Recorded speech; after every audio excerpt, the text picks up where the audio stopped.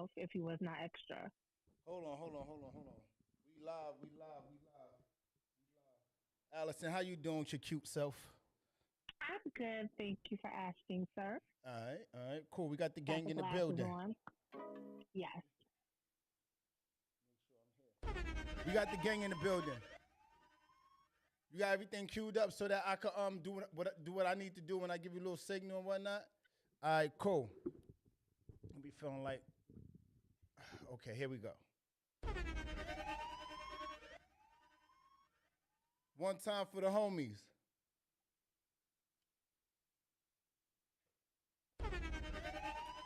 All right, Allie. Let me go out in the blaze of glory. All right.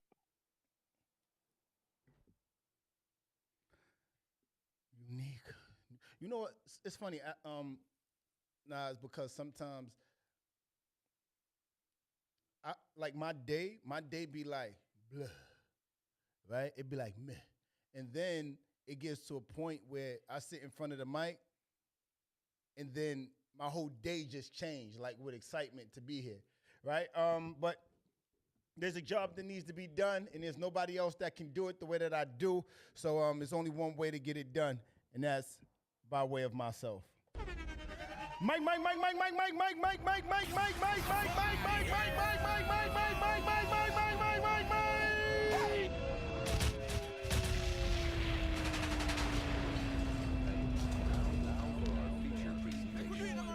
Listening to Live on Broadway podcast. What up, though? What up? Greetings and salutations to you all. Welcome back to another episode of Live on Broadway podcast, where the situations matter more than the relationships. Perspectives will be respected by everybody. If this is your first time tapping in or your last time tapping in, don't be easily threatened or angered by the views and opinions that of the Giants, not mine, because you should just be in awe and love with me, right? Shout out to the Giants. First and foremost, let's set some protocol. What up to my guy Nas in the room, in the building, you heard?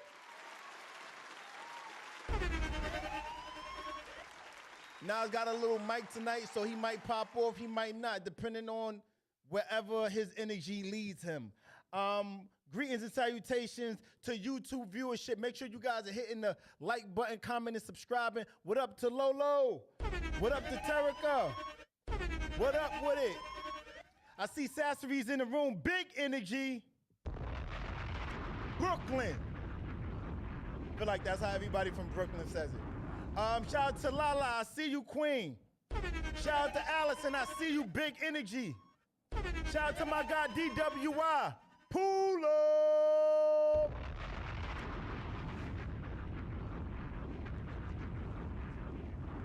Period.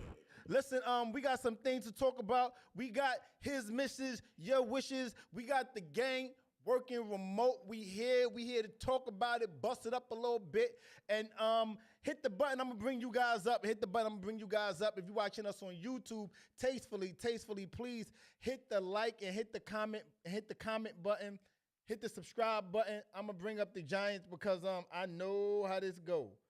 And we're gonna talk about some things. Oh, yeah, look, they weighing in heavy on the energy. Greetings and salutations. Everybody mute up. What up, though, la?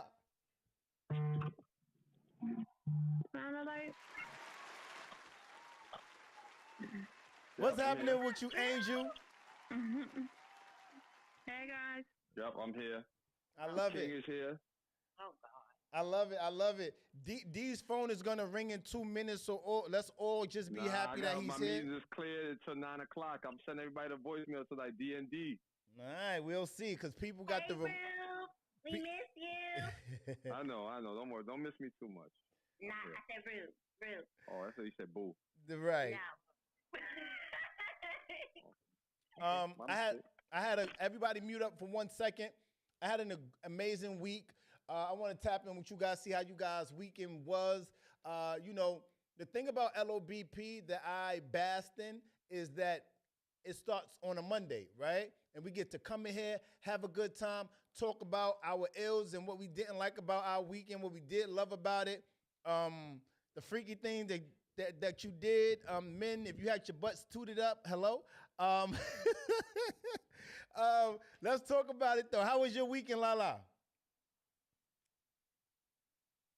My weekend was amazing.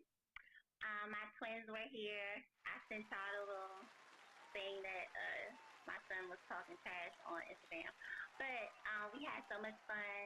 Um, I did their hair, took my son to get a haircut. We went to IHOP. We had so much fun. Watched movies. Yep, cuddled. So it was the bomb.com. No, I love that. I love that. D, keep it love circulating. What up though? How was your weekend? Matter of fact, not too much on you, D. Let's tap in with Queen Angel, right? Because he's divisive. So let's go with the Angel. I was gonna go easy on him. Wow. What That part. I had a pretty. It was my weekend was. Can you back up from the camera a little bit? Like, why are you so close, man? Is that better?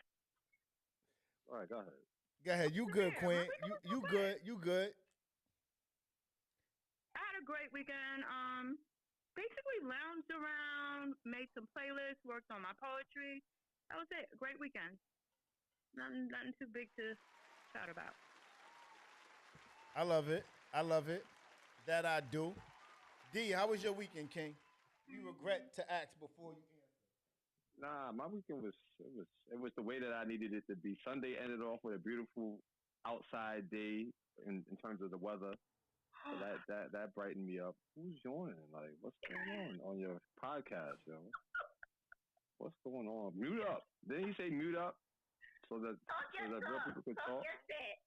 I got people watching me right now. Don't ask. Yeah, me too. Shout out to the LOVP Shout out fan to the base. Dimple Gang. Hey.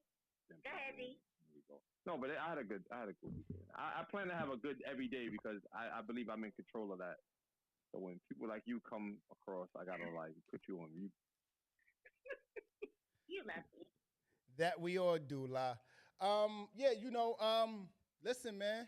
Health is wealth. I'm back on my workout stuff. You know, they say you change the world in 90 days. So I'm back outside. I'm working out. I'm getting to it.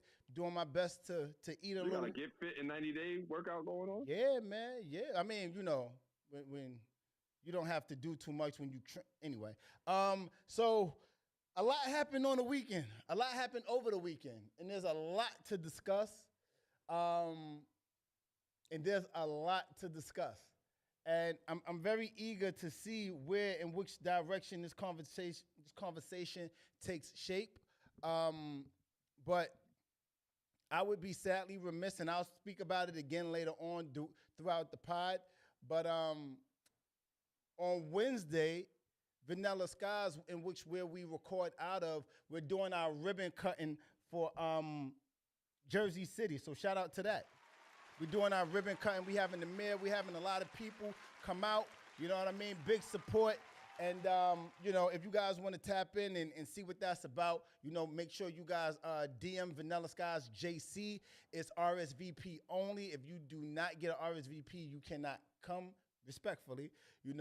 This is not a party. This is, for those that's close and those that want to come out and really support and do the right thing, right? So shout out to everybody that's going to be coming out, that's going to be participating in our ribbon cutting on Wednesday, March 6th. Shout out. With that great wind of news behind us and ahead of us as well, where you want to start? Anything anybody want to start with in regards to current events or Cameron and Cardi B. Oh my God! All right, go. What about it? Cameron allegedly. Hello, you hear me? Oh, we hear you. Yeah. That's part of the problem. He said she was dry snitching on Women's History Month. So I want to know what ladies thought about him coming out hot. You got to explain the full scope of it. I don't even know. I just seen it online. I was just like, oh, okay. I seen him talking, and then I seen one of those blog sites say that Cam accused her of dry snitching. So can you enlighten me on what happened or what he said happened with the Coach bag? Okay. We'll wait for it.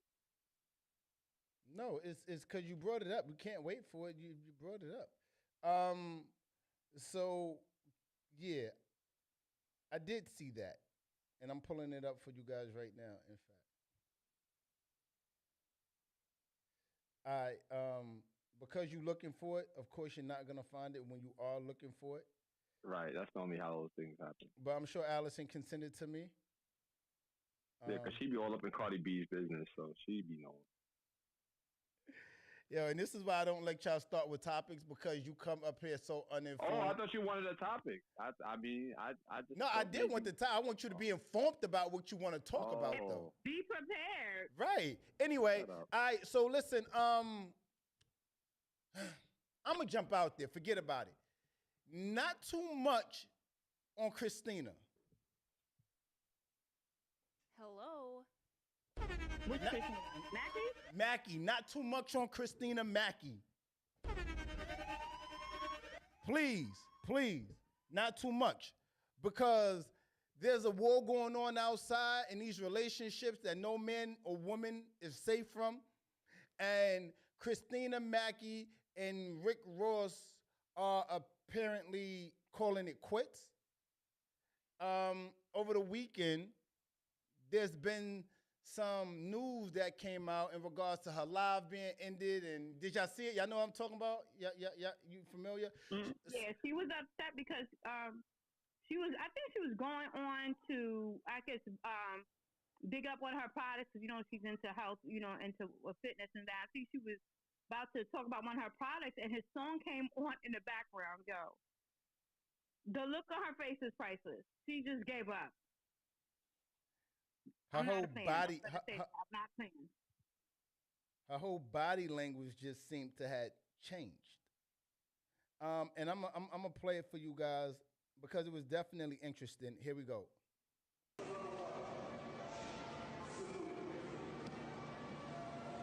My favorite cheek pill. Nope, not gonna copyright me. So here we go. My favorite cheek pill.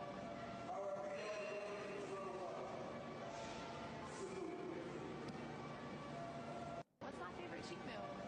So pretty much she was in the gym, she was working out, and there's been speculation that they've been on the outs they're newly on outs, and when the song came on, to Angel's point, she pretty much stopped the live, but before she did, she looked at it like she was a bit annoyed, right?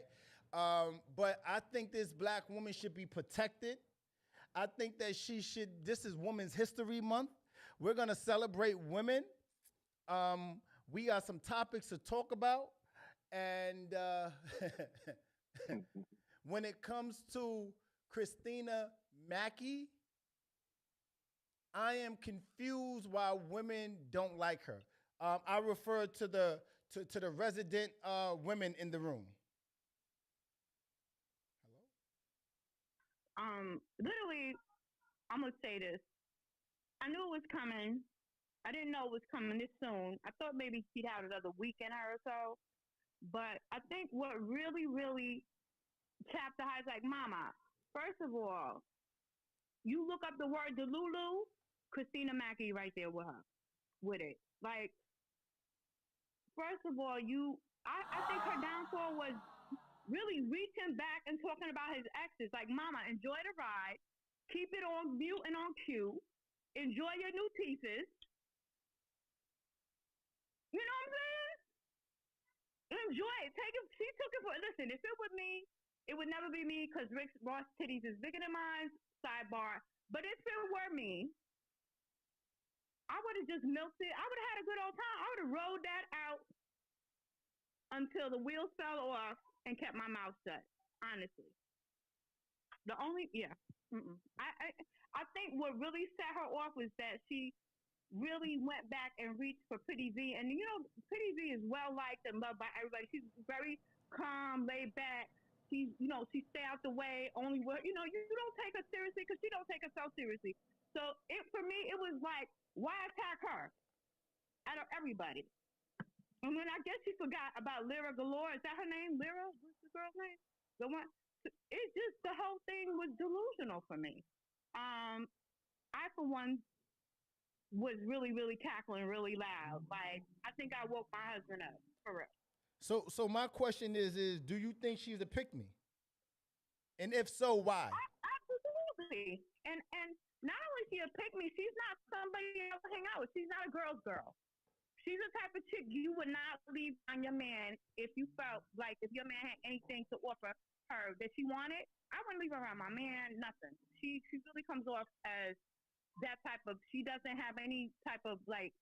What's that called? That girl code. That's what it is. She has no girl code. Mm.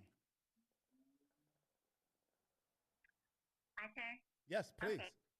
I don't disagree with anything Angel said. I'm gonna be a little nicer though.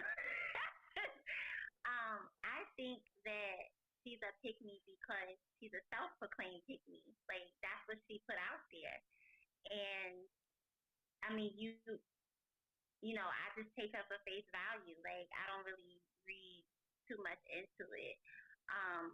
Did I think that their relationship was going to last? From what I've been seeing and hearing, no. To be quite honest, I mean, he already, you know, stepped out on her like a couple of times. He had like 2 babies on her or something like that. So the respect level wasn't even there. I just, oh, she said, why is she a pick me? She just seemed thirsty. It's not that I don't like the young lady. Or 2 babies? I don't know. I said, I think, sir. Stay shoot on mute. I don't know. I don't know, you know her to say whether I like or dislike her. I just take her for face value. And what she presented herself to be was just not of taste or taste. And that's just my opinion. Okay. Okay, D, how you feel about her? All right, so I have multiple feelings. First off, I want to first, say you sound amazing the way you do just right now. Sometimes you jump up in the mic, you sound perfect. So whatever you doing now, let's keep it this way. the headset, I got it covered. So when I first seen her online, I don't know too much about her outside of seeing her on social media doing inspirational, standing in the kitchen, telling people how to have a good relationship and how to take care of a man. So I thought this would be great that she's gonna show us exactly what she's been telling us how to make things last because she got it all figured out. When they got together and I seen her like sharing every minute, I said, "Oh, this is." I'm familiar with sharing too much and letting something, see people start taking pictures down after they was up for a couple of times. And I had to go check today. I heard something. And I said, let me go look at her page, and I see no Rick Ross. I said, oh, Ross grand opening, grand closing. Like, so I didn't know. I didn't have to know who did what. I know he's in a position and she's not. So obviously he got tired of whatever shenanigans she was doing was way too much. He was playing along with it until something happened that turned to mine. I could be like, oh yeah, we good. And you do one little goofy thing, and I'm like, oh, it's out of here because there's way too many women out here for me to be waiting for you. So she got switched. That was it. Gotcha. You know what song comes to mind when I think about her? Changing Faces? No. Remember that song back in, I can't with him. Remember that song back in the 90s with Shantae Moore? And she was like, Shantae's got a man at home. And yes. How she was talking about how her dude do all this stuff. And then like 2 weeks after the song dropped, like her dude dumped her. that's not too much on Christina. I'm just saying that's the vibe that I'm getting from the situation. I don't. She's like a rare commodity. She needs to be protected. This is Women's History Month. But how do you protect something that you already put out there? It's the same thing we were saying about Cam. Like you can't get mad at an image that you've already projected yourself to be. So people are going to take you at face value. It is what it is. So here's my thing, right? I feel like when it comes to people calling her a pick-me, I feel like in order to understand anything, or anyone for that matter, you got to understand the origin of it. Do anybody know who Danielle is? Danielle. to Christina. Here's a hint. Well, before I give you guys the hint, Danielle is Christina's mother, right? Oh, yeah. Why is this important? I'm going to tell you guys in a moment. Give me a second, right? The reason why this is important, and I'm going to attempt to copy and paste some stuff here. The reason why this is important is because, let me see if I could go to the gram. The reason why this is important is because when people say things, it sometimes certain things just don't always add up. So when you talk about Christina and then you understand who her mother is, you understand who Christina's mother's grandfather is. Christina's Mackey grandfather and great-grandfather, in fact, is Farrakhan, right? I thought that was by marriage. So they really related by blood? I'm going somewhere, right? Okay, I'm sorry. So when you're related to a woman who comes from a Muslim culture, somebody pin collectors in here. Where the collectors at? I know he'll know. What up, Luna? What up, Meek? What's happening? Oh, Christina comes, her mother is Danielle. Let me see. Maybe that'll make more sense to you guys. Can y'all see that? Can you see that, Nas? Closer? You can see that?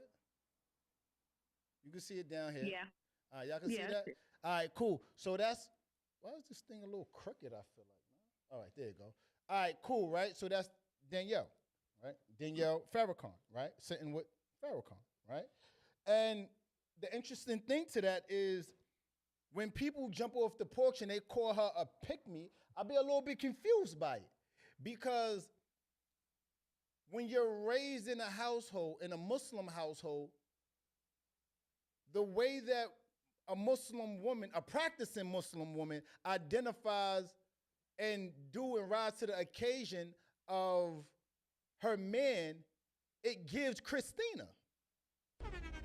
It gives how she shows up, right? So when Christina is talking, it's just in a more modernized time, right? Whereas back then, they probably wasn't really talking about it in the way that she was talking about it. But when she comes out and she's saying all these things and she's talking about and using pick-me terms or how people identify her as that, but then when you understand the makeup and backstory to who she is and the lineage she comes from, regardless if she's married in or not, that's your family. So when you're born into that, when you see that constantly, I can show you guys and make a great argument to the other side to it. When you have the same little girl, maybe not Christina, but the same little girl that's raised in a household where the mother is screaming INDEP, right? Screaming independence, right? What that little girl end up growing up to believe in, to be independent. So when I understand and know, or once you understand and know who Christina is and understanding the mechanics of it, you start to understand why, in fact, she's a pick-me, but I don't necessarily identify it as a pick-me. I just think that she's choosing up for her man, and I don't think she messed up. If I'm gonna wake it all the way up, I think Rick Ross dropped the bag. I don't think it was Christina. I bet my body, because we watch Ross do this too much. It can't always be the other opposing side to it. So you love your man, you show up. We had a podcast a few pods ago. Lala came up here and said, yo, I was the right person. I did the right things. Homie dropped the ball. Rick Ross be dropping the ball. But I think that's an entitlement. I think that when you're of a certain celebrity and you're moving and you're shaking and you high-fiving, what's Rick Ross' baby mother name? Tia Kemp, right? Tia Kemp. Loud, rambunctious. But when you have somebody that's showing up and doing the thing that she said she would be doing prior to the relationship, Christina, and then she actually gets into the relationship and does the things Rick Ross dropped the ball. We gotta normalize something in our culture, right? Either you wanna be independent, that's fine, be independent. Find you a nice man that's cool with you being independent. Nothing wrong with it. You wanna be somebody that wanna love, big up, shout out, post your man, find somebody that's okay with it. From the looks of things, Ross was cool with it. He was going on live starting to promote her stuff. So I just become perturbed when there's a conversation, when there's conversations that float around out there in regards to Christina being a pick-me, and most women that say that, in my opinion, I could be wrong, but they don't come from the background in which Christina came from. So what's your point of reference? I yield to the So room. can we talk about Danielle? Let's talk about her mom. If you went to her Instagram page, it like really, because I did, I went through her page. She actually put up a post talking about how Christina Mackey should thank her for her flat stomach because she got it from her. The whole time she was with Rick Ross, her mom was piggybacking on this whole Rick Ross. If you went to her page, it may not be there, you know, just giving off very weird, creepy vibes. Like, why are you in competition with your daughter? Why would you say she got your ass for her? Let me show everybody where she got it from. I'm confused. I don't understand. But And I don't think that's competition. But go ahead. I'm sorry. it's not healthy. I don't think it's healthy. That's just me. Only women do stuff like that though. But it's Women History Month. We're gonna let y'all rock. But I don't think it's. I would never. You know, let her look. Just let her live. Let her enjoy her man. Why you gotta come in? I'm her, like it just gave off. I'm her mom. I want my little 2 minutes of fame, 3 minutes, whatever it is, and just it was a weird post. You really would have to go back. But there's no way that I am going to be. You know, I happen to be like 40 years older than my daughter. Like, what am I? Let her live. But I think that's projecting, Angel. I think that's what you would do and how you would consider it if that's what you did, right? But there's sometimes things that's said, as we all know, on these platforms and captions, and Drake pulled up a post of Tory Lanez and he put 3U. Everybody starts trying to figure out what 3U mean, right? My point inside that is saying that if Angel, you put something up and I don't understand what that means, I have the privilege of being able to call you and get you on the phone and say, hey, Angel, what did you mean by that? Could you explain? Now, me being Broadway, I understand and know exactly what you're talking about, but the viewership might not. So I think to that point of the competition thing, I think it might simply just be it could be what you're saying, but I'm just saying that it could very much so not. Just the whole thing, and what drew me to her page was the fact that they were talking about how they're related to Farrakhan, and to your point, I have to agree. I will agree with you. Like, definitely being raised Muslim, and just the confidence that she exudes, I will credit it to that. I give it all to that. There's discipline as a whole. Her discipline. Everything. There's a lot. I'm saying that. That's what I'm saying. No, so I agree with you. I'm totally agreeing with you. I don't think that she comes off as a pick-me in the traditional words of a pick-me, because for that, I put up a post, I think it was 2 months ago, talking about how I fix my man his plate, and I love it. I do it with a smile on my face. But see, hold on, wait, stay right there. Only the women that also fix their man plate will understand that, celebrate that.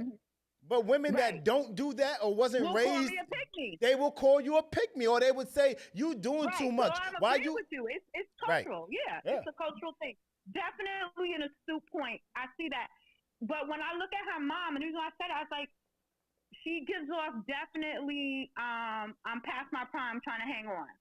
That's just me. Just me. I'm rolling. I can understand that parallel.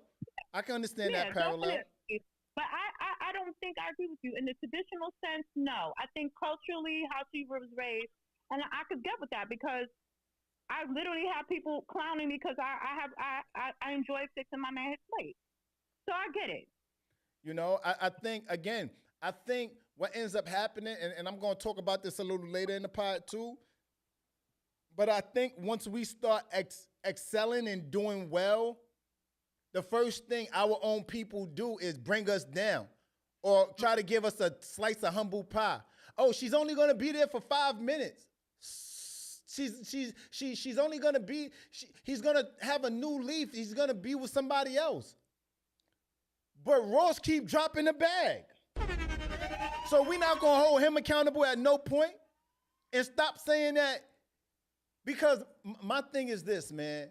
And when you start recognizing behavioral patterns, you start to see and say things like, yo, at some point, it might not be shorty. It might be homie. And I'm a huge fan of the music, but y'all know I'm very well documented too. I compartmentalize my artists. My sports people, my figures in life that I look up to you and like you, I like your music. I don't have to like you as a person. I might disagree with your morals, principles, standards, all of the above, but your music I like, right? But when you keep dropping the ball, it might not be Lyra, it might not be Christina, it might not be Tia, it might not be it might be Ross. In fact, when it happens too many times, I go out on the blaze of glory and pretty much feel and say that it was Ross. But make of that what y'all will. The comments is going crazy. Lala, could you help me out with some of these comments, please? And tap in, please. Thank you, Queen. So I was just going to piggyback off of what Angel said. I think that I agree with both you and Angel's opinion. But I think that, now we live in a very individualistic society. What that mean? I'm slow. I didn't go to every class. Tell us what that means. Individualistic, meaning that we're out for self. So a woman like Christina, who is promoting,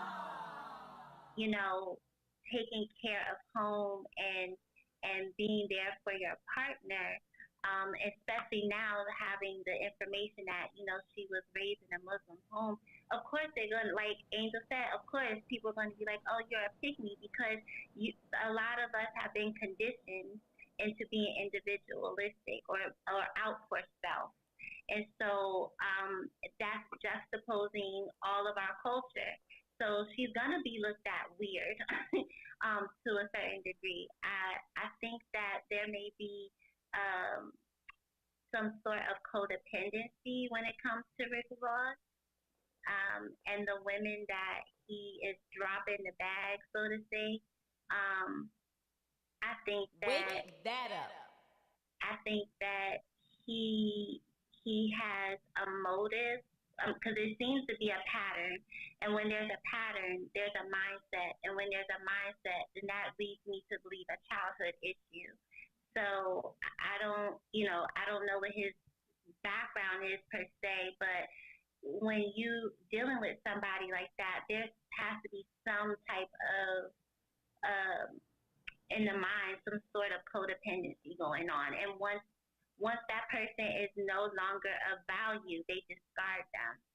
So I need everybody that's on YouTube to hit the link, hit the like button, subscribe, turn notifications on, Live on Broadway podcast. To that, I'll give it right back to you, D. I remember when Meek started dating Nicki. Prior to that, I never heard Ross talk about nobody he's dating. Once Meek started dating Nicki, then Ross came out and he was dating Lyra, right? And then I was like, oh, okay. So my point in bringing that up is it's just an observation. It might not be true, but sometimes men be seeing the come up and how being in the blogs and in the world and the notoriety and just keeping your name in the blogs by dealing with different women, how that be. Some men do be, what you call that, male groupies. Or opportunists. Oh, there you go, opportunists for clout chasing. You understand what I'm saying? So it may very much so be a clout chasing thing, but just in a more I don't gotta get into fights. I don't gotta do what Blueface and Shorty do, right? I could do it a different way just by dating different women. Go ahead, D. No, I was gonna make a point though that I made the other day. If you're not used full, like if people don't use you fully, then you use less. Use less. You can look at that. You can look at how it is. Not useless, but you're used less. People don't have no use for you. They don't use. That's everybody. Like, how many friends you got that I was mad tight, and then you done moved on to another circle, and you don't really reach out no more. Is that like opportunist, or is that just like they're not useful anymore? It's not conducive to what you got going on at this current stage of your life. And I wish maybe you would just outgrew them. But in any relationship, like outside of people that being married, in any relationship, you have the automatic option if something ain't going the way that you need it to just move. If it ain't right, go left. And I don't understand why we got to be held accountable for making decisions that we all make. Like I'm one of the last people you need to ask me for long-term relationship advice. But I bet you if you ask me, yo, D, how you get out of something in 60 seconds, I could tell you about that because I'm not going to sit around and play with my emotions or nor my time. I'm just going to just keep it moving. And it's been working out well for me, actually. I've been okay with my decisions because at least I can say I don't sit in my emotions and blame other people for sitting around like they're going to change. Like, nah, I'm going to change for you. And then we're going to make change together.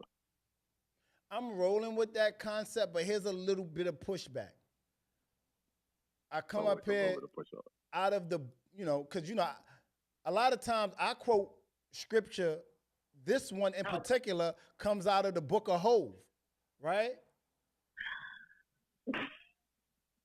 Don't argue with, what he said, don't argue with fools because people from a distance can't tell who is who. So my point in that is saying, you're right, D. We can outgrow each other.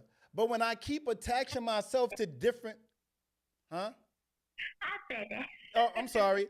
But when I keep attaching myself to different things, it starts to come off as perhaps being a bit opportunistic, right? And I'm only doing this in clout chasing, how the young whippersnappers be saying it. You get me? So I'm rolling with that. We can outgrow each other, but how many times, there's a saying amongst my friends group, right? And if you dating a chick, or if you not even dating a chick, but if you're my friend and I keep seeing your friends and your circles keep turning over, and now you're friends with, Lala is friends with group A. 90 days later, Lala's friends with group B. 60 days later, Lala's friends with group C. And then B and A, they keep dissipating and breaking up, and it's just, they never around. So at some point, you start to become the problem. It's Lala. It's not the friends. And that's where I identify it probably being opportunistic or simply you don't have the wherewithal to be in any type of relationship, right? Relationship. Oh, man. With that in mind, why? But, bro, can I ask you something? Sure. So, like, and I don't know if it was Stats Series, somebody in the comments said, when are we going to hold him accountable? Kind of like to your point, I feel like, shouldn't they have seen, like, are none of these women paying attention to his record? I mean, she, like, his dating record. And that's like one of the a lot of people had with Christina Mackey, was she kept saying, this ain't that. What we got is different. What we got is new. He didn't post up with none of these chicks. So all of that together, I'm thinking like, you gotta at some point hold him responsible, yes, but like it's a train, like nobody seen the train wreck coming, nobody seen the car crash. The reason why that is, Angel, is for two things. Two reasons. The first reason is the first reason is every woman believes that they're different. Every woman. If you're dating a person that you like and that you are involved with, It doesn't matter if you're Future and you have 100 kids. Ciara thought she was different too. Until she popped up with that baby, and then Future did Future, and then Ciara did Ciara. But all 7 or 8, however, all women always think they're different. Look at it. Look at the patterns. But to your point, I agree with it, right? But on the other side to it,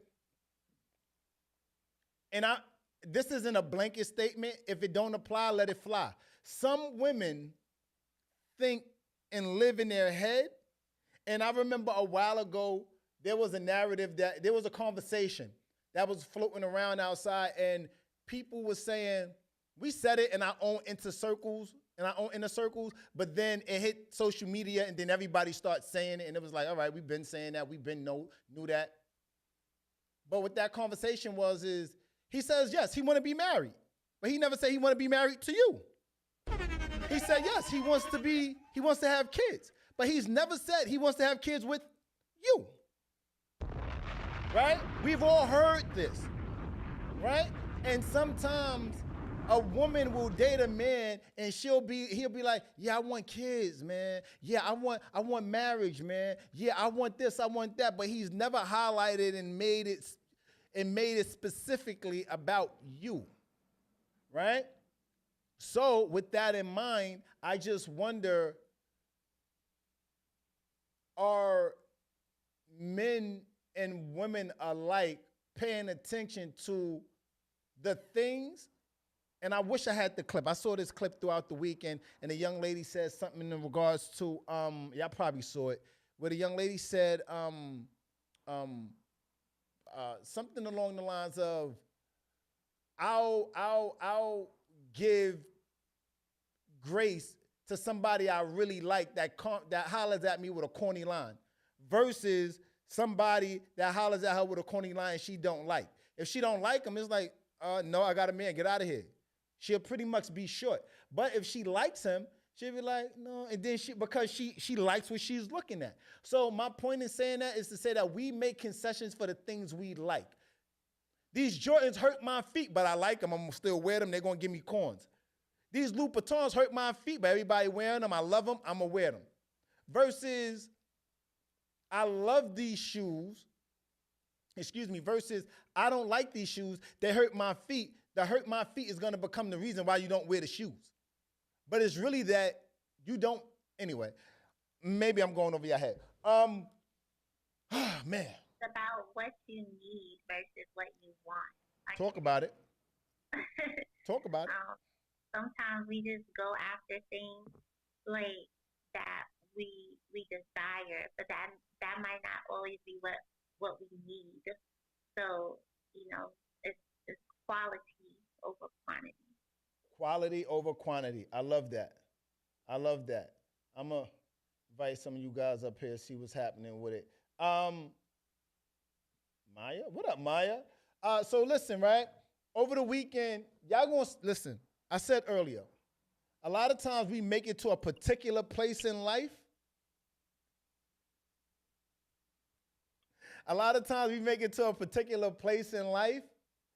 And the further we get to our point of where we want to be and happy in life, here comes us tearing us down. Luna, why they do that to Club Shay? Why they do that to Shay Shay over the weekend? What? Tear him down? What? Y'all playing. Y'all playing. You talking about his outfit? Hello? What is why he asked Shay Shay why he did it to himself? What did Shay Shay on? First of all, I don't know because walking around looking like a skinny avocado. Shay Shay guy, it's hard for Shay Shay not to look good. You know what? Oh, that's not him, but it's a meme. I'm gonna show you him. I was about to say because Shay Shay body is bodying, and that body wasn't bodying. Nah, that you like that? That's what you like? That's your style? Nah, I mean that's not my. Listen, I done went to the grocery store a few times and it's something that I wasn't supposed to wear, and somebody done caught me out. Like, why they do Shay Shay like this? If you ask me. You know what? Now wait. and Y'all people's don't see internet. what I'm saying. Why is his? Can y'all? Why is his? Why is that Why his is his body leg language? like that? Why is that He his just body got out language? the. Why y'all act like y'all ain't never did no off pose, but you just it's natural. You just got out the car. And you That's just look natural for a man. No, I'm just like you Oh, could be God. doing Bro, he looked like he tiptoeing to his wrong. toilet. That's a pick. That's a pick me pose. Fact. That's a pick me pose. Is crazy. Holy shit. I'm crying. Yo, he looked crazy, man. But again, man, how do y'all feel? Go ahead, please. No, I was just laughing at Angel talking about he looked like a skinny avocado. I was weak. Yeah, look at this. Somebody drew this, and they aren't far off.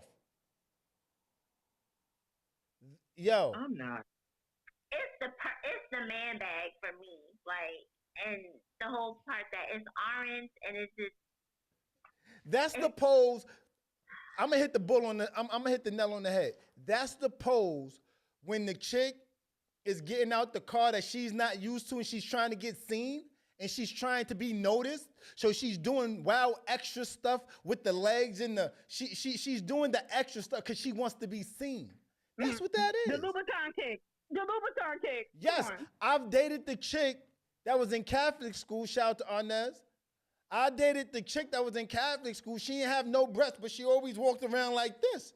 And everybody used to be like, yo, why is she doing this? But that's not Shay normal walk around. He'll never walk around. Like literally, that was a pose that somebody ended up snapping from a picture and saying, you know what? Let me go ahead and get some clout off Hey. this right here. But all these 832 pictures, this one right here gonna get me noticed on the internet. But when I saw, I thought it was cap. I thought it was embellished. When I saw the video, it made sense. Allison There's a said he video. had a lot of surgeries on his knees. That's why, maybe. You just say, Allison, he You he's see? handicapped. Y'all will cape for the thing y'all like. She likes him, so he has surgery. Don't do that, guys. Go ahead, Angel. Tell us some more. Go ahead, Kate. Go ahead, go, Angel. I mean, it's still an awkward picture. Like it's I'm telling you, he looks like he prancing. not Bambi legs. No. I don't know. I was a little confused. I was a little confused when I saw my club Shay Shannon Sharp with the extraness. I would have expected more masculinity from him being and coming from the position in football and whatever case may be. Just something that dawned on me. But what I will say, and that is a great segue. I'm gonna bring you up in a second, Tiff. What I will say is, y'all come from the era of catfishing, right? I know I do. Come from the era of people catfishing. You know what the new catfish is? The new catfishing is deep fake, right?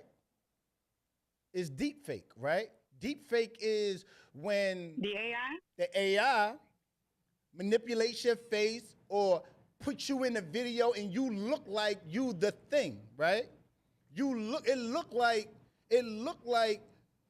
Luna was seen coming out the club doing something she wasn't supposed to be doing, but in turn, it wasn't. It's called deepfake, right? There's all different types of stuff out there on it. Do the research, you guys will see and know what it is. It's called deepfake, right? It's like catfishing. Poses. Go ahead, go for it. No, I was just gonna say it's AI generated poses. So somebody literally could take your image, or you could take your image and put yourself in a place and or time in doing certain things to make it look like you were there, but you actually wasn't there. Fuck yeah. Advanced Photoshop. Oh, wow. For videos too. Yeah, for videos too. A few months ago, there was something that came out, and I want to talk about it here tonight. Last year, I think it was the end of season 5, right, Allie? Correct me if I'm wrong. We had a heated conversation going into the new year. We covered this story through and through, high and low. We left no cookie crumble on the floor. We covered every aspect of it. And I thought it was going to end and go in a particular way. I would be sadly to remiss in 23, I think it was 23, the top of 23, this guy got sentenced to jail. I think it's 10 years. I'm talking about Tory Lanez. But I ain't talking about Tory. Recently, there was only 4 people that was there. The driver, Meg, Tory, and Kelsey. No one's never heard Kelsey's side. She came out with a diss song.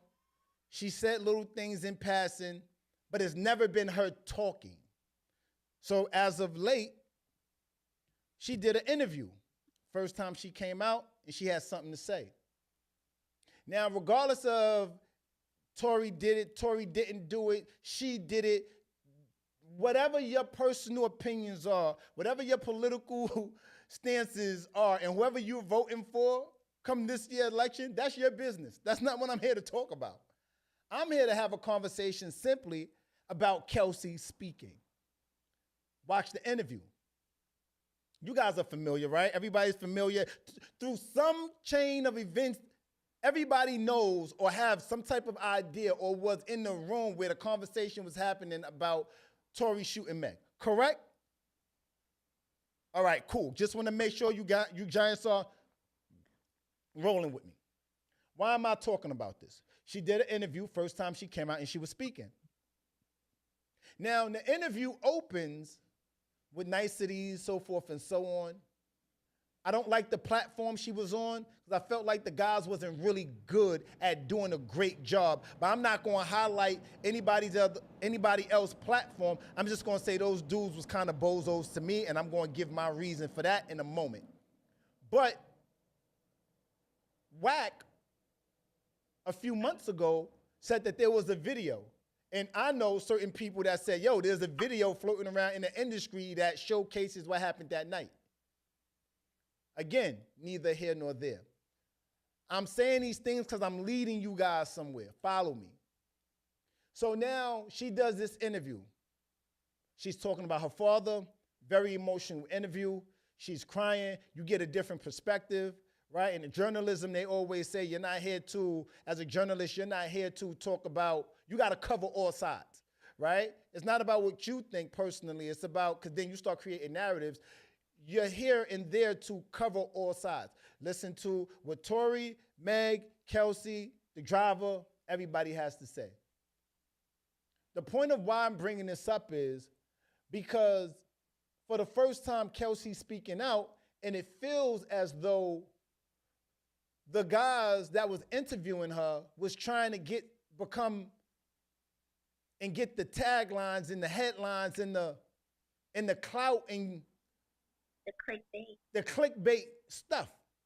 The very interesting part was when they asked her, after the niceties and the fathers and all that stuff, her father passing away, they asked her a very direct question. Hey, what kind of man does Tory has to be to get Kelsey? And that's where it started to heat up. Because they was looking for something that she wasn't offering.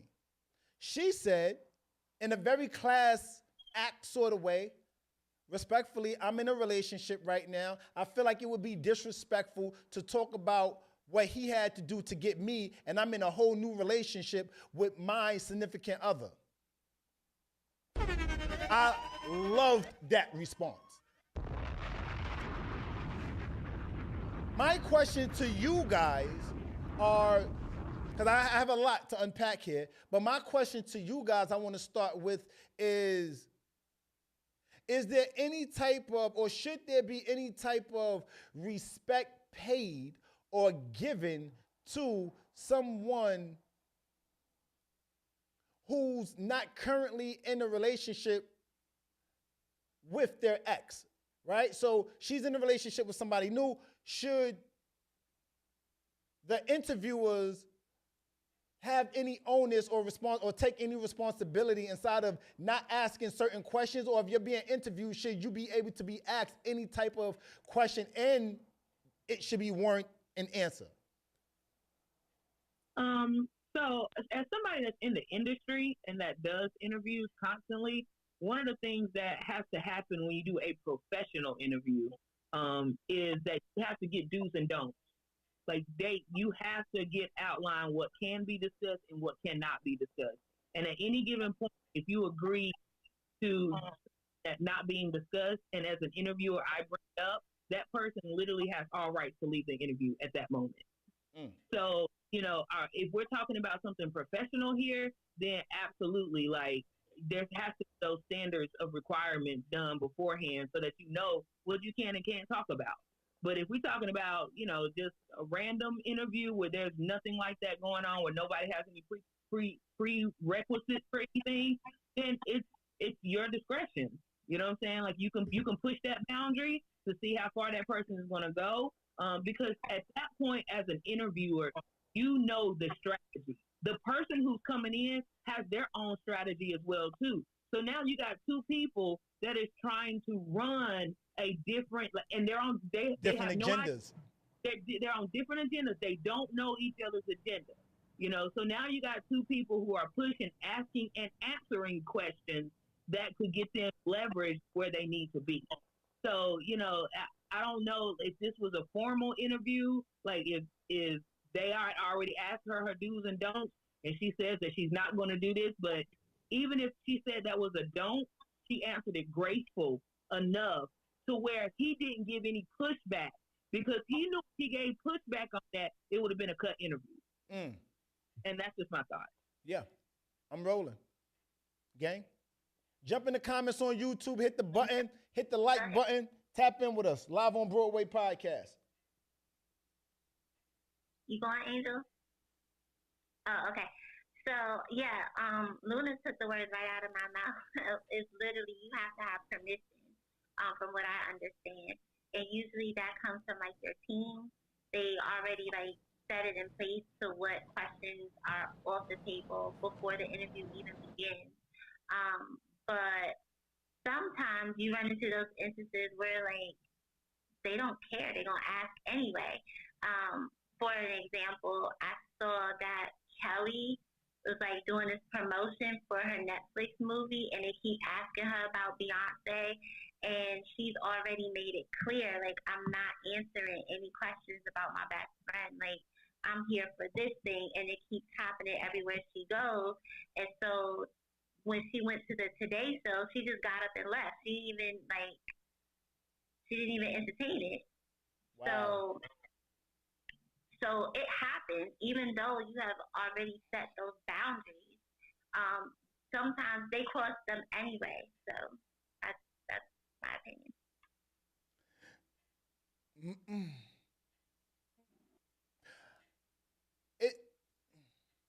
I hate when people, and I've interviewed my fair share of celebrities. I've been interviewed.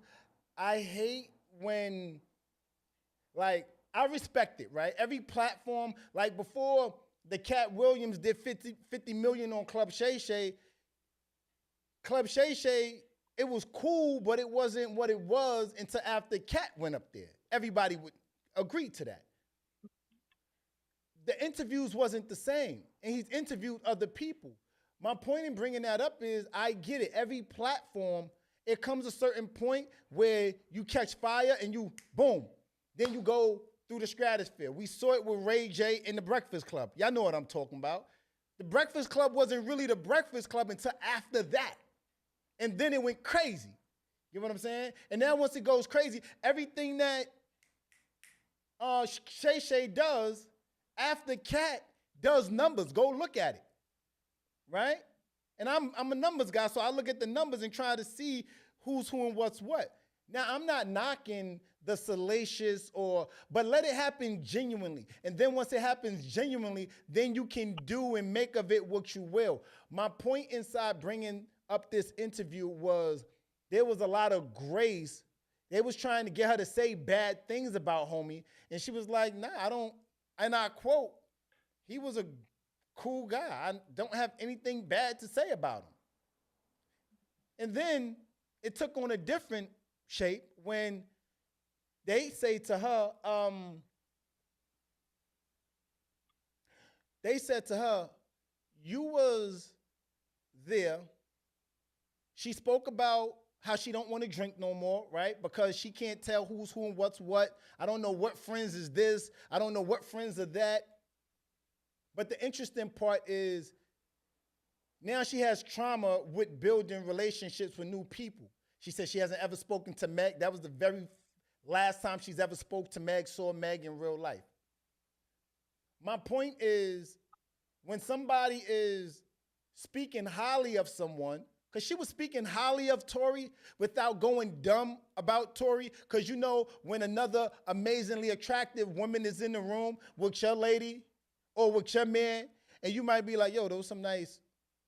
Yeah, I mean, like, yeah. You try to dumb it down a little bit without going crazy because your significant other is there, right? But you're not naive to know that once they made you, they didn't stop making attractive men and women alike for vice versa, sex, whatever you're into, right?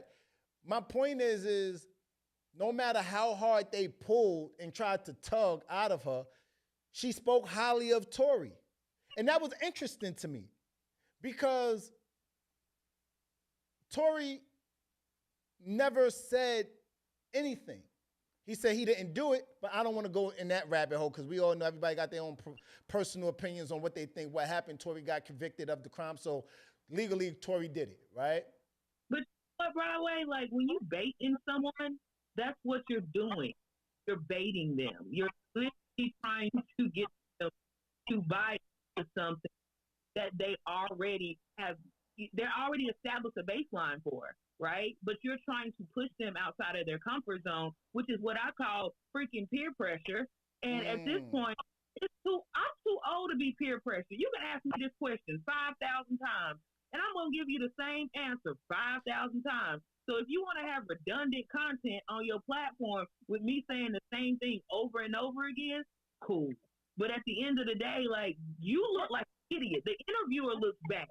Not the person. Like the interviewer It was bad. It was bad. Yeah, you look bad because this person has given you an answer instead of you moving. You're now trying to open up a whole can of worms that ain't even what the conversation is about. And the interviewer did a piss poor. The interviewers did a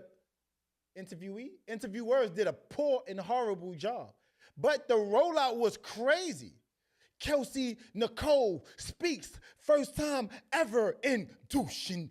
I get it. The salacious trailer, I get it, right? Nothing wrong with it. You trying to create a moment for your platform, right? But not too much on that. I got some stuff I want to talk to you guys about because it is Women's History Month. Hello? You now listening to Live on Broadway podcast. Ladies, I'm talking to you.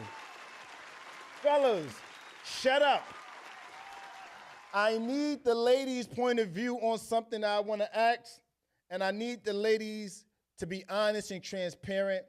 Guys, I want you to listen. I want you to close your mouth, listen with both your ears, and if those don't work, call a witness in the room and use theirs so that they can then tell you what they heard, okay? Let me see. We need some, oh, look, now the men are leaving. Ladies, simply put, how would you like intimacy to show up in your relationships? I think that I would love to hear how the ladies, being Women's History Month, how you guys would enjoy intimacy showing up in your relationships. As you guys chew on that, Live on Broadway podcast, YouTube, hit the like button, hit the subscribe, turn your notifications on. Jump in the comments. I love reading the comments. I love knowing what the people and folk in them talking about. Let's talk about it. Live on Broadway podcast. I'm coming to you first, Angel, because you were silent. And I'm going to attempt to bring a man up here if I can find anyone with the balls and galls enough to listen to what you ladies have to say. How would you like intimacy, Angel, to show up in your relationship, Queen? For me, intimacy showing up looks like listening, being attentive to my needs, and acting upon what you see. You know what I mean? Be a student of me. That's what intimacy looks like. Knowing me, being a student of my mind, being a student of my body, being a student of what I believe in. Hello? Definitely, that's what intimacy looks like to me. I love that. I love that. I'm rolling. But I can't say it. Oh, such a Gemini answer. All right, well, here goes the gem. What intimacy looks like for me is I don't mind being in the same spaces and moving with my partner. I like to spend quality time. I guess it's go into like your 5 love languages, right? So like physical touch, quality time. I like when, like Angel said, being heard, even if it's crazy, and it makes no sense, just listen to me. I like acts of service. That's a thing. Yeah, definitely acts of service. But I think most importantly for me with intimacy is, you know, everybody in life goes through ups and downs, and it's really being there when you're going through those dark places, because not a lot of people can handle that. Not a lot of people are built for tough, for real deep stuff, and that's where you really get to learn your partner and the strength of them, also their weaknesses. So I feel like those are very intimate things. But for the most part, I need my space sometimes. I need my partner to be okay if I want to go off by myself and sit by the water and know that I'm not doing anything. You know, it's trust for me. Trust me like I trust you. You know, not just because I don't want to be around you, that doesn't mean that I'm off doing goofy stuff. So, yeah. That's a Gemini answer.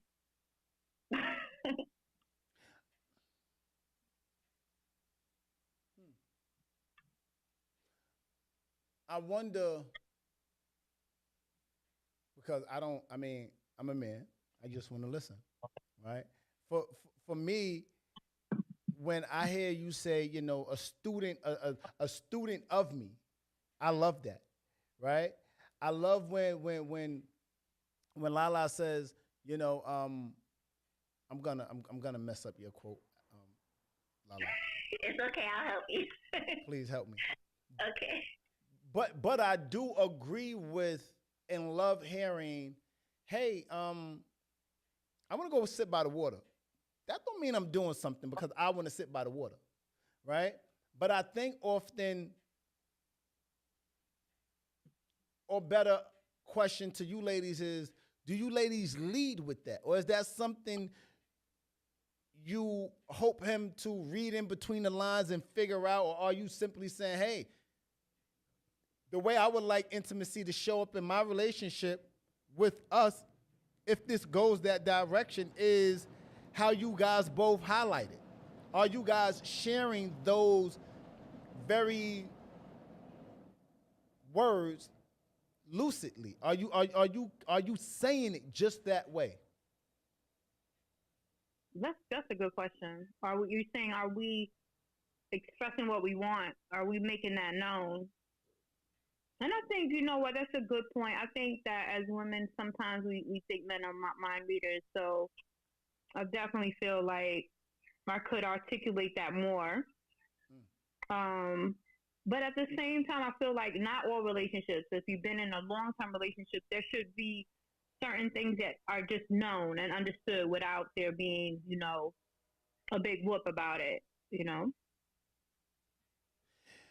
Well, see, I think, and shout out to Allison. Shut up, Allison.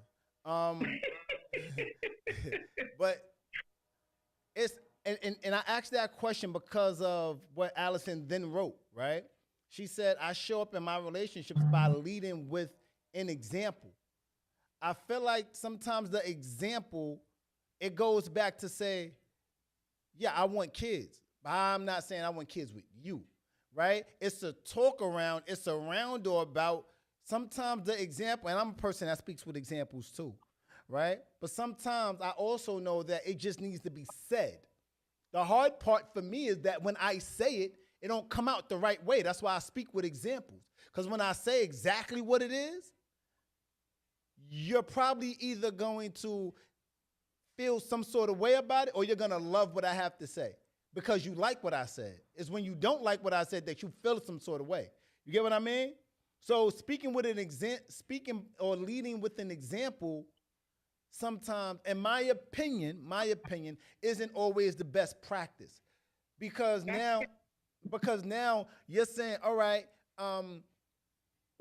he said he wants to, yeah, girl, he said he wants to have babies. He said he wants to marry me. He never said that. He never said he want to marry you. She never said that she wants intimacy to be conversation or acts of service or touch, right? Physical touch. She never said that. She gave an example of one day, like if we sitting on a couch and then like you rub my leg, he might be interpreting that as, oh, now she wants sex. And intimacy doesn't always lead to sex, right? So it could be two totally different things. So my point is, and somebody, ping your favorite best friend, your friend of the friend, ping them, right? Because I want men to be available during Women's History Month to actually hear you guys. Hit the button too, ladies. I'm going to bring you guys up. Jump in the comments. Sliding live on Broadway Podcast, DM. How would you like intimacy to show up for you? I think that's a very simple question, but it takes on many peaks and valleys inside of it, right? Because as a man, how I want intimacy to show up might be vastly different from how you want it to show up. And if we're not on the same wavelength and we never have that conversation, we're so busy googly-eyeing each other. When it's time to get intimate, she might say, I feel like he's closed off. He's not deep enough. He's always laughing. He's not serious. I don't know when he's serious or when he's playing because it's always a game and you never experience the intimacy in which you yearn. To that, you ladies say. Go ahead, Angel.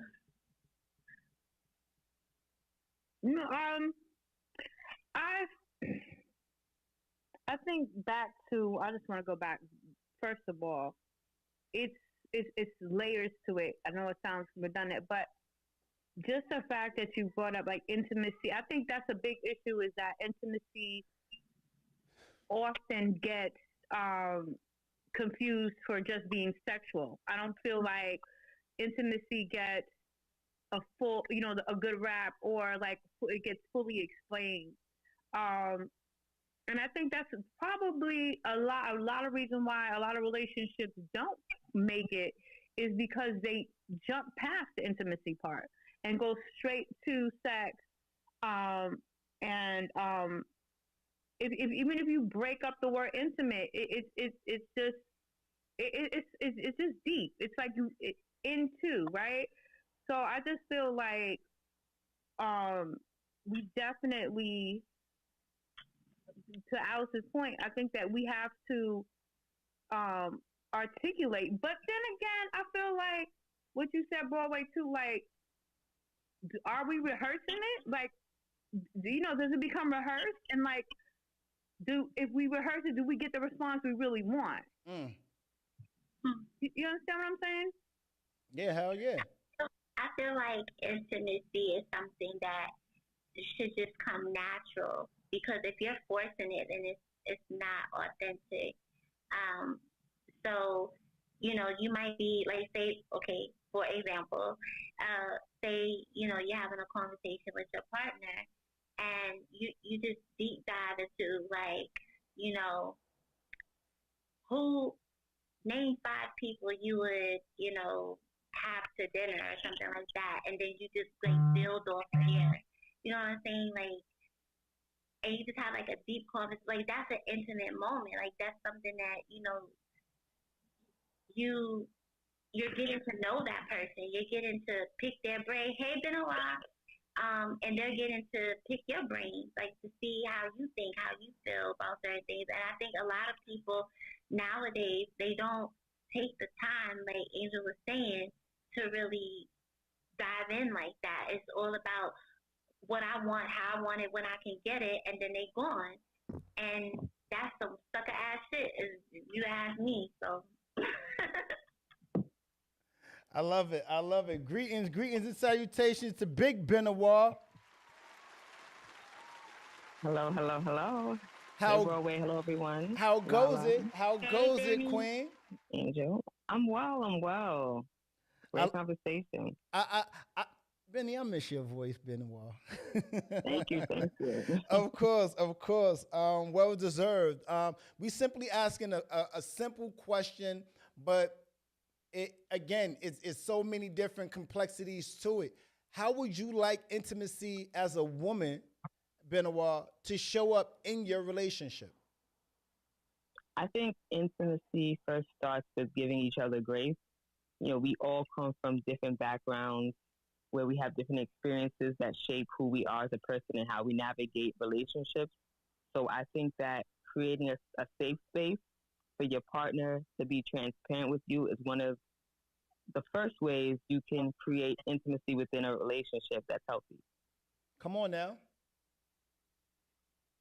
Come on now. Yeah, I think that's what it comes down to. It comes down to grace. It comes down to transparency. Uh, Intimacy also looks like just wanting to give the best version of yourself to the person that you want to build a life with.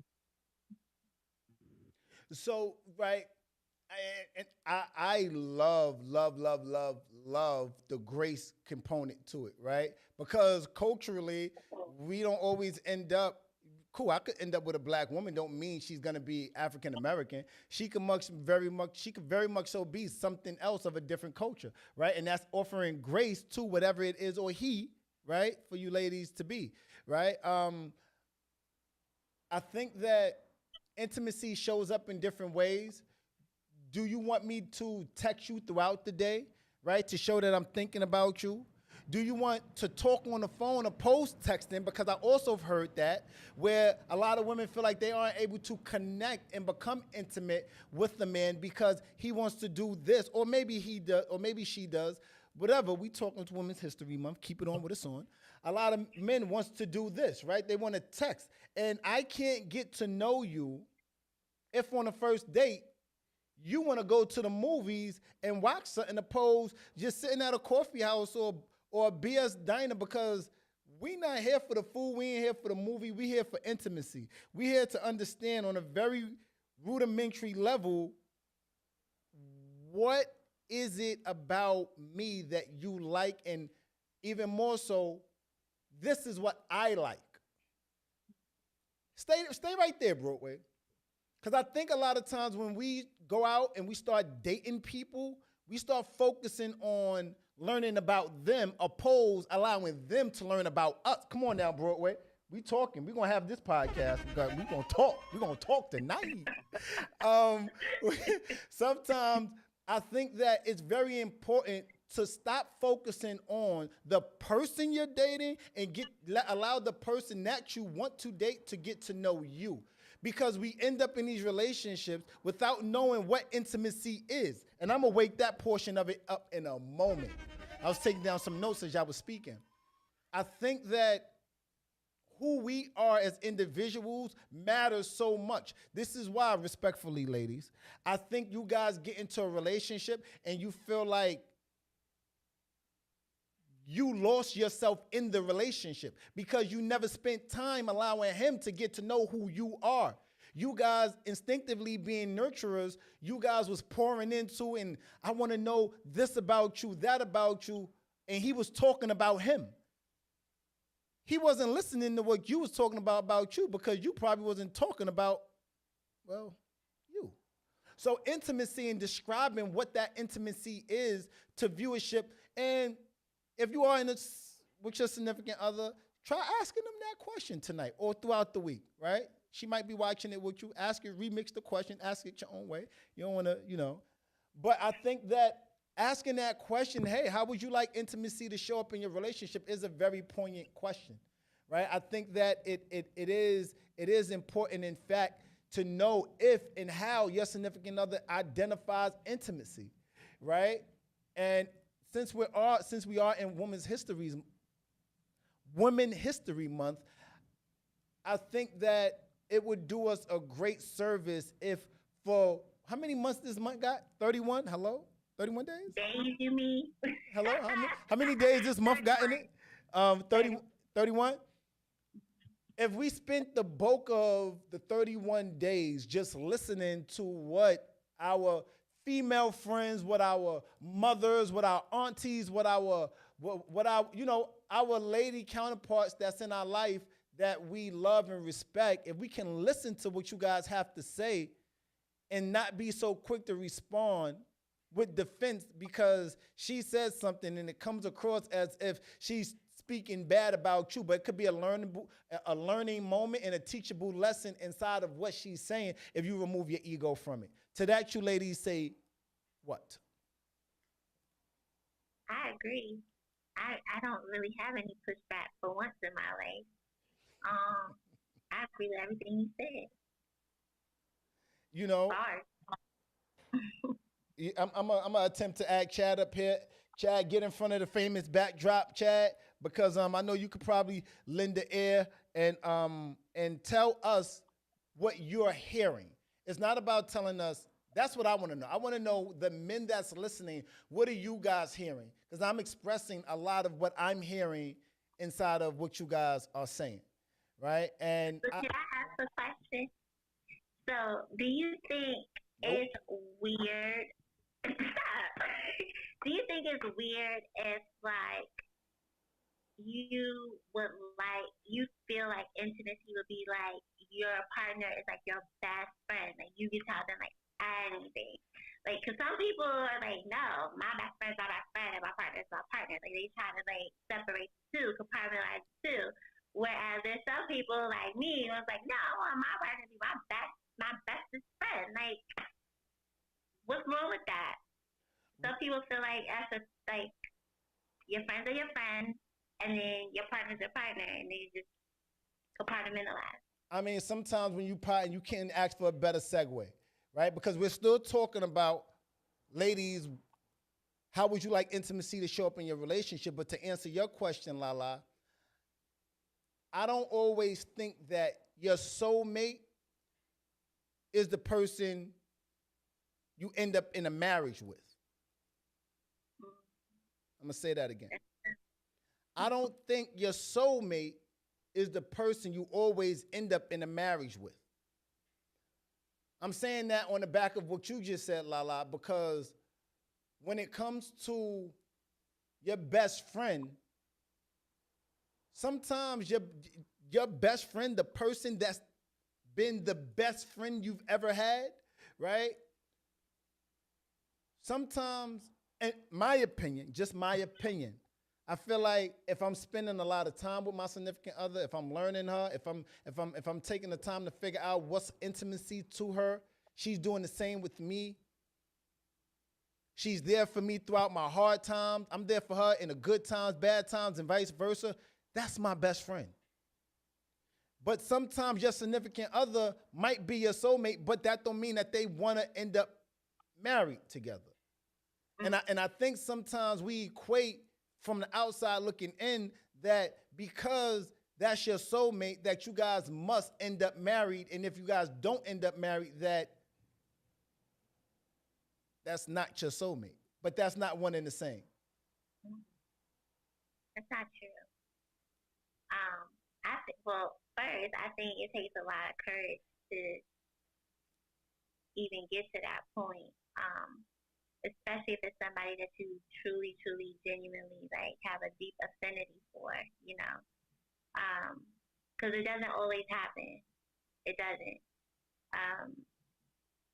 But a lot of times, I don't know, it sounds like what I'm hearing you say is like sometimes when you meet somebody, that person can become your best friend, you know, not the person that you thought that you would possibly spend the rest of their life with. And that's okay too.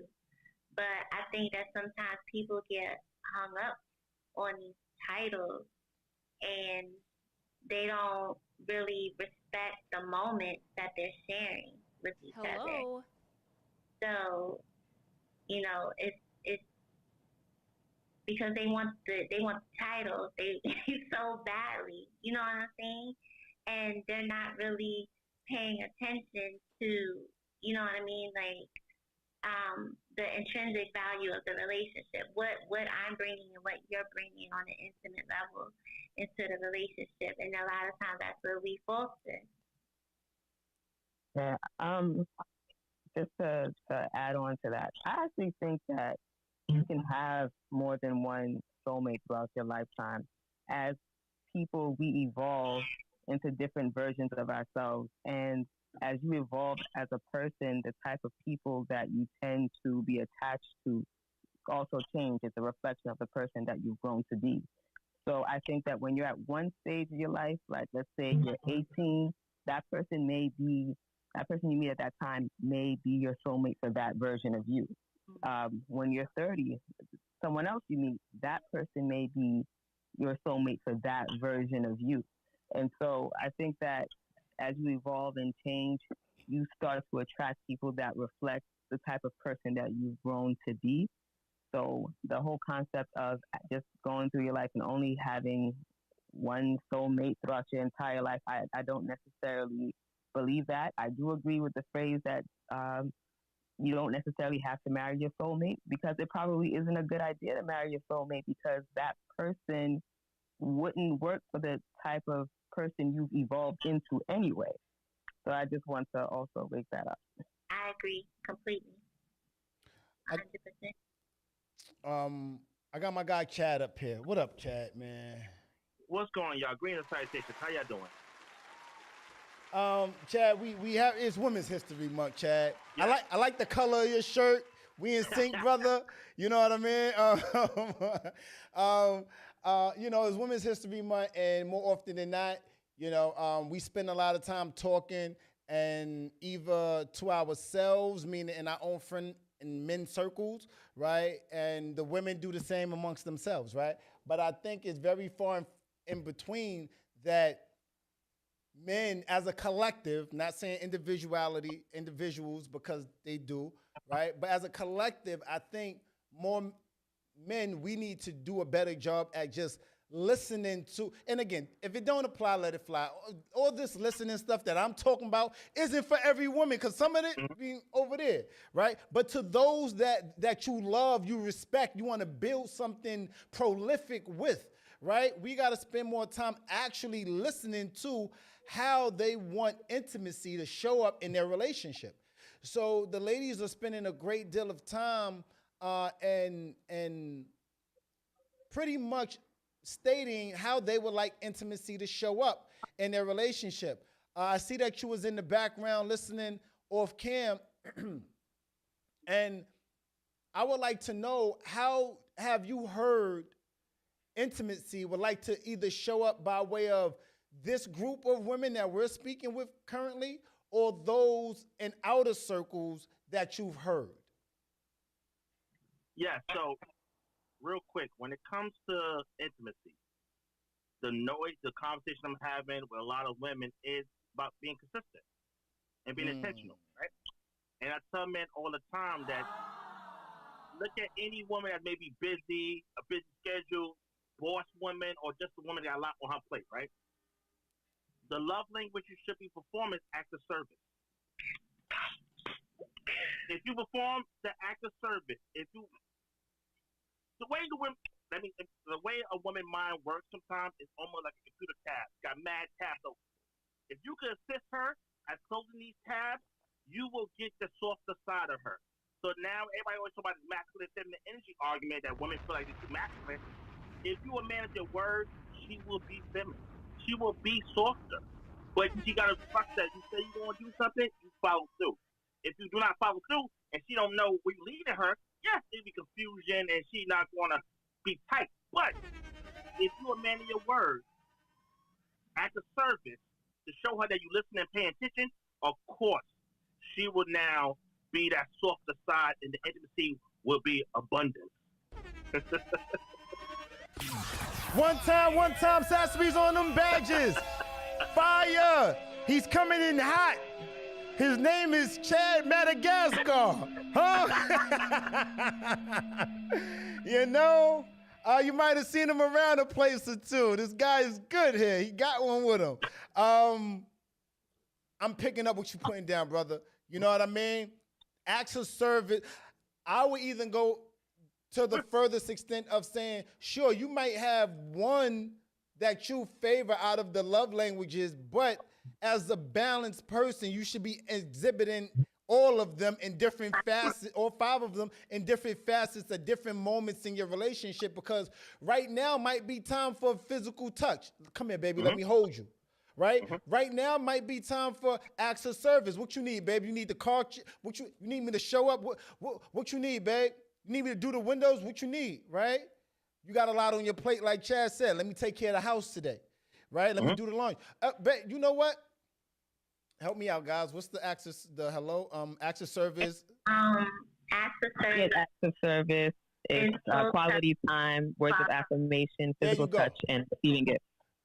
Thank you. Right now might be simply time for words of affirmation. Let me pour into you. Sit down, baby. Let me listen to what you and how your day went and just pour into you. So we gotta the same with quality time. Let me put this down and let me simply listen and be available and have that quality time with you, right? So I love the acts of service, but I also think, to dovetail with what you said, Chad, which was an amazing point, a lot of times we just simply need to exude 20% here, 20% here, 20% there.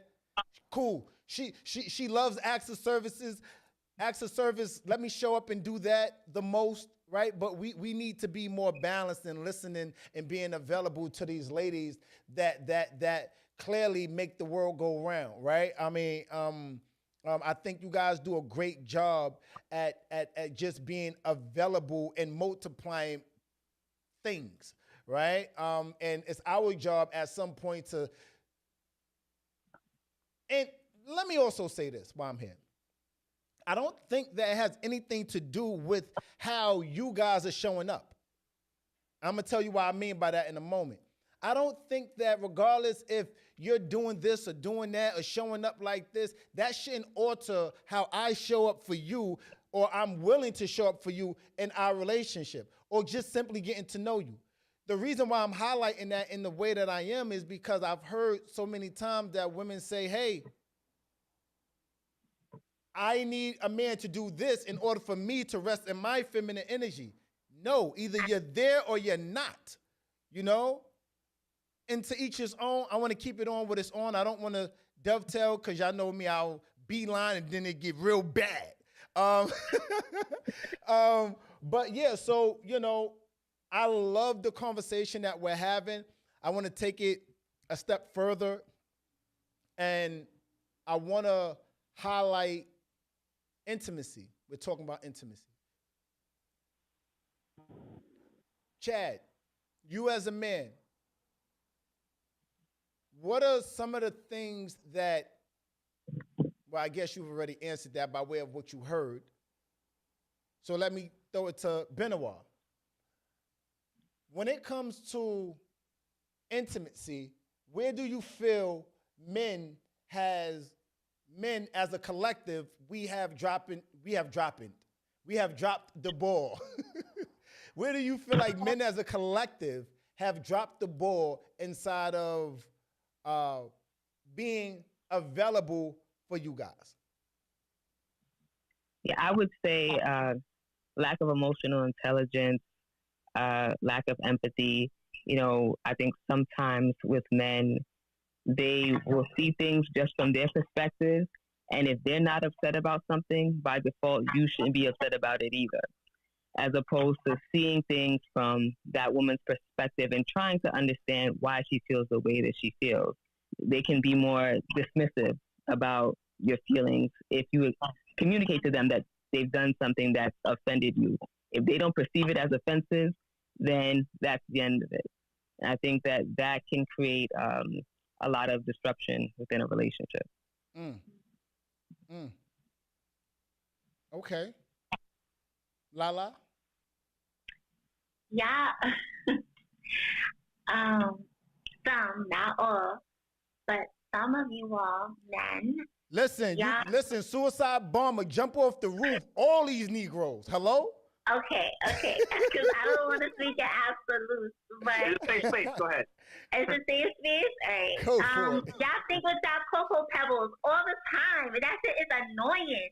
And I'm like, is there anything else that you want to do outside of the boom boom room? Like, I'm over it. Like, let's have a conversation. Let's watch a movie. Let's read a book. When's the last time you read a book? Like, high school, like, let's wake it up. Hello? I'm over it. Like, every single time, it's like it's the entitlement for me. It's the fact that you feel entitled to my body. No, I am a prize. You earn it. You don't sit up here and just think automatically you about to, like, toot this club up. What are we doing? Have several thousand seats. Kick rock.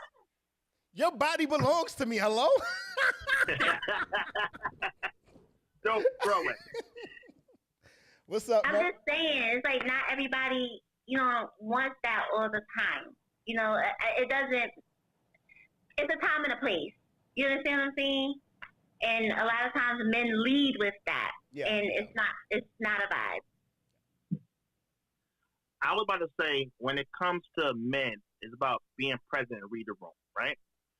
Yes, Sugar Walls is a good place. Sex, boom, boom is fun, right?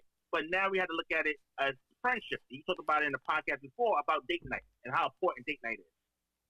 And how we got to still be friends. We got to still be playful. We still got to create moments together, right?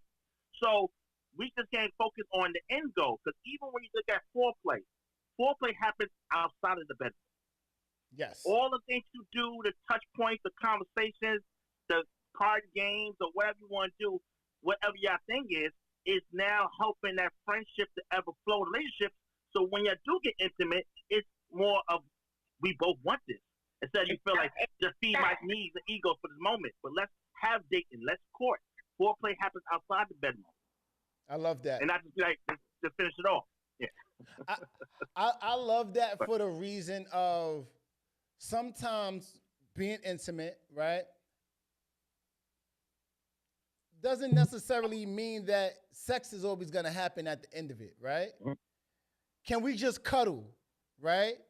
Can we just have, like, watch an amazing show, pause it in the middle of it because now it sparked the conversation, and now this 30-second, 20-second show, right, Abbott Elementary, ends up becoming a prolific moment that we actually think and grow rich inside of, right? So that's intimacy, right? Or like I said, we talk about cuddling, but even giving her a massage that don't end up with sex. What? I know, crazy concept. I know. Wow. Wait. I'm just messing around. Listen, my hands got a mind of their own. Once they start going, but no, I'm picking up what you're putting down though. Seriously, man, because when that massage is happening, right, it allows her to relax. Just allow her to relax because she might not want to get up and start exercising some of those same muscles that you just relaxed. Yeah. You know what I mean? and vice versa, but not too much on the vice, right? We're talking about what we're talking about. Yeah. That's me keeping myself together and staying on the path. Y'all hear me? Yeah. Y'all seeing it in Women's real History time. Month. Women's History Month. I think that, listen, man, I think the viewership and listenership can stand a chance of learning more about how we should be in healthy relationships, what those actually look like, and some actionable items that everyone has displayed. We can all take a little bit from you, take a little bit, and then take into our small corners of the world and implement these things, right? Mm-hmm. Because if we are to black love and promote, being together, black and brown people, and blah, blah, blah, blah, blah, how does that look? What does that feel like, right? How does it sound? So when the ladies are going off and Chad and I are going off, maybe some men don't know what intimacy is without the boom boom room, as y'all said. Right? Maybe they don't know what that is, right? But through platforms like this, where we have the ability of taking on different shapes and sizes and contouring conversation, contour? Am I saying that right? Contort conversations, right, amongst ourselves with people that look and sound like us. I'm hopeful for our tomorrows and what that actually look like, right? And with that in mind, you now listening to Live on Broadway podcast. Let's enter final thoughts. Live on Broadway podcast. We're going to talk about a little bit of what we talked about today, and we're going to get some final thoughts from around the room. Jump in the comment section. If you're watching us on YouTube, hit the like button, hit the subscribe, and turn the notifications on. We at what? What we at, like maybe 16,000? Almost 17,000 on YouTube? Something like that? Don't worry about it. We'll figure it out. Make sure you guys tap in with us. Live on Broadway podcast. Man, we started off and we was talking about, I don't know, it was a lot. But we definitely, everybody mute up for a second. We definitely spoke about Kelsey speaking out for the first time. Your man, Club Shay Shay. Y'all got to figure it out, right? Get it together.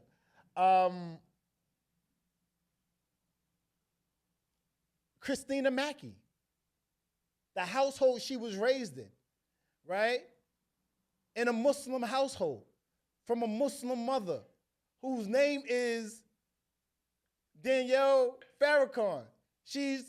Farrakhan is Danielle Mackey, is Christina Mackey's great-grandfather, right? So once you start understanding these things and how Muslim women show up for men in their life, you understand why Christina Mackey might not necessarily be, in fact, a pick-me. But this may be another perspective of something that you might not necessarily understand. We spoke about soulmates. I'm just recapping, you guys. Speak on whatever your final thoughts are. I'll throw it to you first, Lala. Then I'll go to Room Benoit, and I'll come to you last, Chad. Tap in with us. Okay, my final thoughts. I thought this was an amazing podcast. I just want to send a shout out to his missus, your wishes, happy birthday. I shouted you out on TikTok.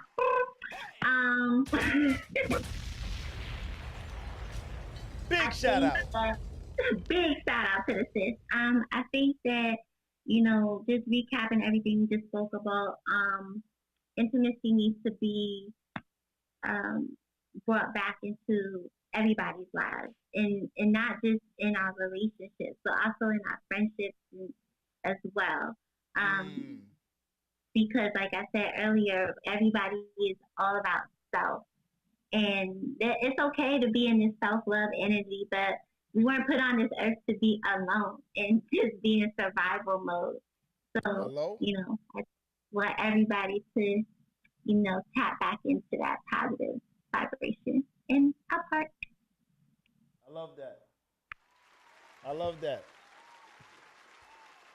I love that. Benoit, final thoughts on you, Queen. Appreciate you joining us tonight, too.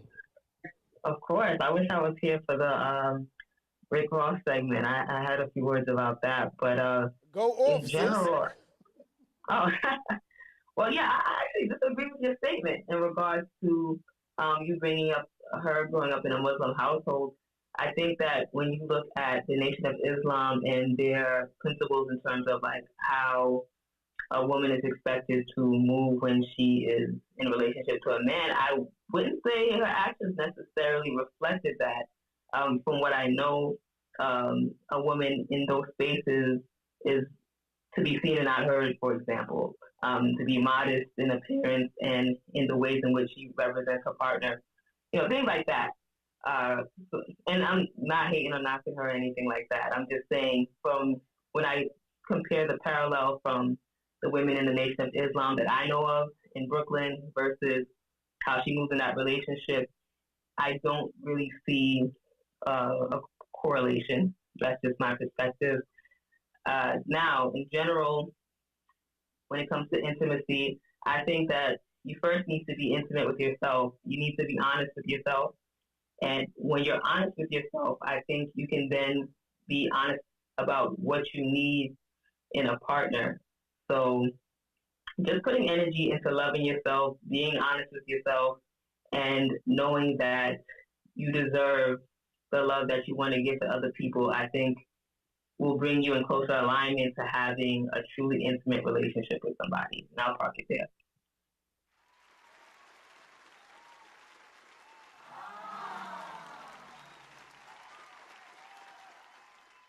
I be wanting to give so many other drops, but I be trying to be cool because it's final thoughts, but y'all be talking, and I love it. I love it. I love it. Final thoughts isn't about contesting. Final thoughts is just about that. Your final thoughts. Respect it. Tap in with us. What up, though, Chad? Final thoughts, King. What's going on? First of all, I definitely agree with everything she said as far as alignment is the assignment, right? And you have to be as authentic as you possibly be, right? Because a lot of times people try to fit these boxes or what society say, what social media say you should do. Know who you are, right? And once you know who you are, now you can be able to express yourself and see the person that you're asking for. Are you asking the right person for it, or this is not the person to be dealing with? So I think that that's a lot of times you got to do self-work, self-discovery. That's hard. And then you be able to now rebrand yourself and be honest about who you are and what you attract. And whatever you have will work. Every relationship is different. It's like a snowflake. But make sure y'all happy. And then do that. Pour into how y'all pour into each other. But intimacy definitely shows up. Like I said, I'm ending with foreplay happens outside the bedroom. Thanks for having me, man. Tapping me in. Nah, it's always a pleasure. It's always a pleasure. Final thoughts on Broadway. I think the real women of the world need to be protected by all costs, right? I think a lot of times there was a meme or something going on out in the world where a gentleman was asking the lady about something about a hoe or something, and she was like, yeah, I got hoe friends, and he was like, well, the problem is men, we can't tell the difference between who's a hoe and who's not because you're so close to a certain friend, right? And that's pretty much my sentiment that I'm echoing tonight, right? The real women that's making and doing amazing things, I'm not here to tell you what to do, but I'm going to tell you what to do. Isn't that what the beautiful Queen Jill Scott said? Don't tell me what to do if you can't tell me what to do. But if you could tell me what to do, then tell me what to do. And what I'm saying is step away from, so what, certain relationships feel good because that's your girl, that's your twin, maybe not. Because when a real man comes along and you exude some of the qualities that he like, all of the qualities that he like, he can't tell who is who because you're standing so close to something that don't best represent you, right? I think intimacy is all of what everyone said. But for my final thought, I'll take a bit of a add-on. I'll add something on to that. When we're experiencing intimacy, intimacy extends and goes deeper than words. It's a look. I could be on this side of the room, she could be on that side. I give her a look, she give me a look. I know either she's worried, blink 2 times, I know what's going on, right? So intimacy is deeper than just words or feelings or touching, right? It's a chemistry. And sometimes relationship-wise, your pH balance is off, right? We need to do better at experiencing what intimacy is if we're going to fully commit ourselves to the idea of being with your soulmate. Speaking of which, I do believe and love how you said that, Benny, because when I was 14, I looked different. I moved different. When I became 34, I moved different. How I spoke, the places I hung out. Being 43, I moved different, right? Now you would hope, and this is why I get on a lot of ladies' nerves when I say things like, yo, man, you be committing yourselves too early to things too early, and you committed yourself to this dude at 27. You're going to change at least 3 more times in life. And you better hope through the grace of God that he is changing with you and you guys are growing together. Being in a relationship when you're in your older years is way more substantial and richer because you know what you are, she knows what she is, and y'all got a better chance of growing together in those later years. But that's another part, another time. I love that Kelsey didn't come at Tori. That's a real class act. You know, I don't know these people personally, but I think that sometimes it's very easy to take the low road when everybody else is taking the low road. Just because I see Lala, I'm sorry, Lala, I'm just using you all the way tonight. But if I see Lala, I'm trying to get in cool with Lala. I see she talking bad about somebody. Now I got to appeal to her interest to talk bad about whomever she's talking bad about so that I can get in and seem like I'm a part of something. No, stay 10 toes down on what you believe in. I feel like those guys that interviewed Kelsey Nicole, they was trash. Only reason I'm talking about it is because it's her first time speaking. Again, man, Christina Mackey, I don't think that she's necessarily Muslim herself, but I think, I don't know. I don't know what she is, but I know that's the household in the background that she was raised, and that's where she comes from. It's almost like saying Pac was moving weird and doing weird things, and, well, he comes from a background of being a revolutionary, right? He comes from the background and the lineage of Black Panthers, right? So when you understand and start to place things in places and compartmentalize things, put that over there because it belongs over there, you start to understand why and the way people think better, right? Live on Broadway podcast, man, this Wednesday, the 6th of March, we're doing our ribbon cutting at Vanilla Skies. We're going to have the mayor. We're going to have a lot of dope city officials in the building bringing us and showing us and giving us our flowers. We're going to have a few good and great clients we had and the privilege of doing their events and sharing their intimate moments with. They're going to be here in the building, Vanilla Skies, right? Shout out to Jersey City for showing us love, welcoming us with big open arms and huge energy. Shout out to my guy Nas behind the boards. Shout out to Big Lala, not the little one, you heard? Shout out to Big Benny. And Chad, I ain't got enough words or enough drops to highlight. I'm going to give you a little bit of everything, King, and it's going to end with great job. You always, man. Great job tonight. I appreciate you guys being here and tapping in with us. Live on Broadway podcast. Y'all know my vibe. Y'all know my body. It's cheaper to be yourself. Not too much on my body. Pooh!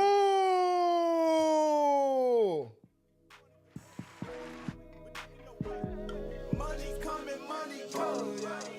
Do you have relationship questions you need answered? With spicy topics? DM us at Live on Broadway podcast.